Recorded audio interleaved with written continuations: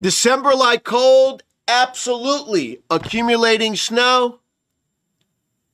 Probably not.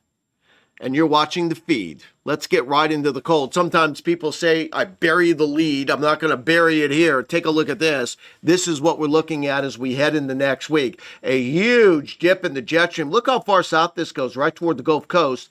Widespread cold Monday and Tuesday. Record lows are probably going to be challenged here across the southeast. I'll show you that here in a second. But overall, temperatures 10 to 15 degrees below historical average. There will be a threat for snow in this area. Accumulating snow over the weekend. I think snowflakes will be falling, but I'm certainly not convinced we're going to see a whole lot of snow with this. But big pattern change. And let me show you how fundamentally this pattern changes as we head into next week. So here's the pattern right now. And this is what I call a zonal flow. It goes from west to east. Where you see a zonal flow, all the cold air, and here's where it is locked up in Canada. I'll put a C there. Now, across the south, boys, it's just been warm and dry in this whole area. I'll talk about that. That's a W right now.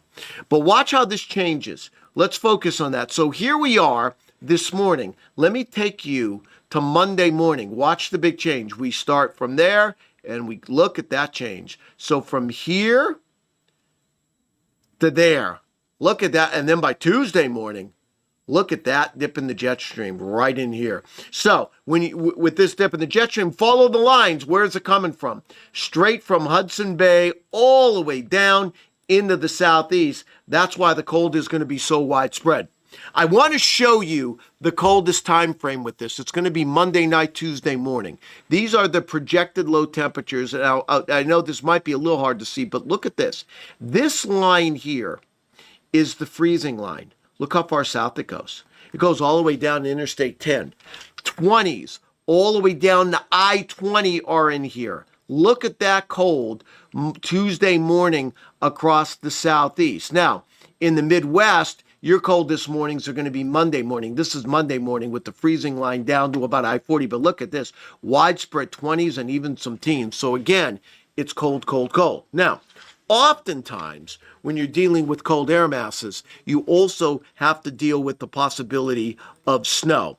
Well, we are going to be looking at a storm that will be arriving as we head into over the weekend. And this is the storm that can produce at least some snow here as it pushes across the U.S. here. As we get in, here it is Saturday, and then here it is Sunday. So a lot of areas are going to get some snowflakes. The question is, are there going to be any areas that get accumulating snow? And I think odds are against that. And what I want to do is I want to show you some of the modeling with this storm. And I want to show you the tools that I use to help make a forecast here. So let me show you just a simple surface map here. So what's going to happen is, this is storm number 1. This storm right here. This is tonight's storm. This is tonight. This is going to go across Ontario and Quebec. And what it does is, by Friday evening, it brings a little injection of cold air here. You see this line here, we call this the 540 thickness line. It's an approximation. I won't get into what it is. But this is where the air is cold enough aloft for snow. So you can see how far north that is. By Saturday morning, watch that line come south right there. Now by Saturday morning, that line goes all the way down to about Interstate 80. So cold enough aloft for snow. It doesn't mean you're going to snow, but at least that it's cold enough for snow. And then what you do is you bring in storm number 2. That's going to be over the weekend. Here it comes Saturday morning. Watch that come eastward. There it goes. You see it? Now, you see a lot of the green. The green's rain. The blue is projected snow. And that includes cities like Madison, Chicago, Detroit, and then in the southwest Ontario. You see that? That'll be Saturday night. So what the model is suggesting is that the air is cold enough for snow. The question is it going to stick?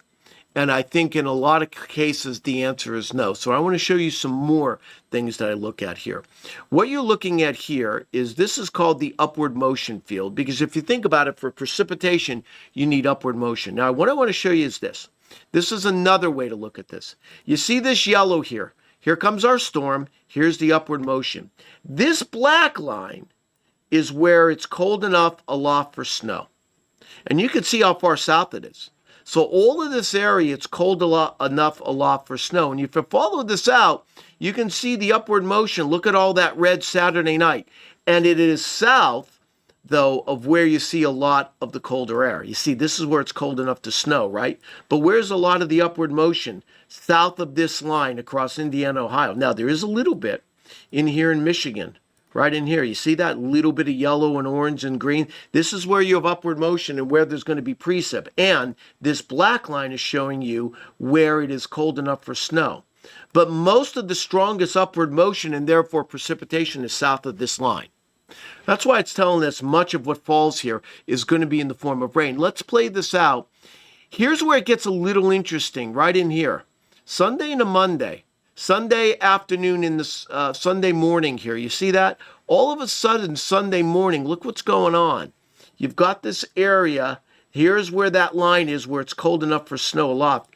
You got this upward motion in here across the Detroit area. Now, the question is okay, aloft, it's cold enough to snow in that area. But is the surface cold enough? And I want to show you one more tool. This is called the wet bulb temperatures. This is where you take the combination of the temperature and the humidity. And if you're precipitating in a dry atmosphere, you can get the temperature down to freezing. What I see here, this is your 32-degree line. All your upward motion is in here. So that tells me moving forward, while there is going to be a little snow with this on Saturday, the big story is not that we're going to be looking at a lot of snow here. I don't think we're going to see many accumulating snow. But I'll tell you what, for much of the country, though, the cold is the big story, and that's the feed.